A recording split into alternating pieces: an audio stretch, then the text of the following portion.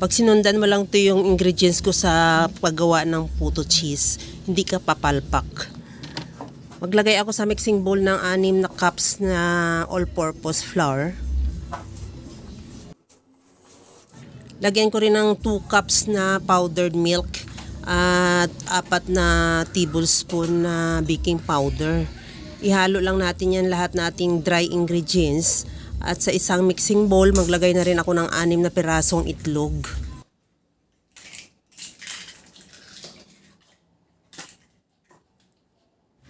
Ilagay ko na rin yung 2 cups na asukal at 6 na cups na tubig.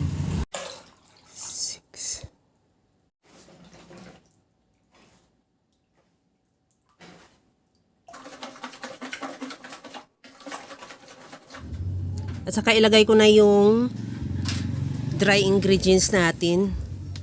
Ihalo lang na mabuti hanggang sa will combine o ma-absorb ng dry ingredients yung wet ingredients natin. At pagkatapos yan, kahit hindi mo na talagang matunaw lahat, kasi sasalain pa naman natin, sasalain ko yan sa gamitan ko ng strainer, ilipat ko sa isang mixing bowl. At kagaya lang sa nakikita mo, ganyan lang hanggang sa maubos, hanggang sa makuha natin yung tamang consistency ng butter. Kagaya nito, okay na to. Ilagay ko na yung 6 tablespoon din na melted butter. At ihalo lang hanggang sa mag-mix o mag-well combine. At saka natin ilipat yan sa ating molder.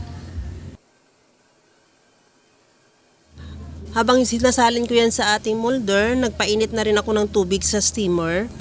At saka ilagay ko na yan. Pagkatapos lagyan ko na rin ng cheese sa taas. Depende sa'yo kung gaano kalaking cheese ang ilagay mo. Pwede namang maliit, pwede din kalaki. Depende naman sa'yo.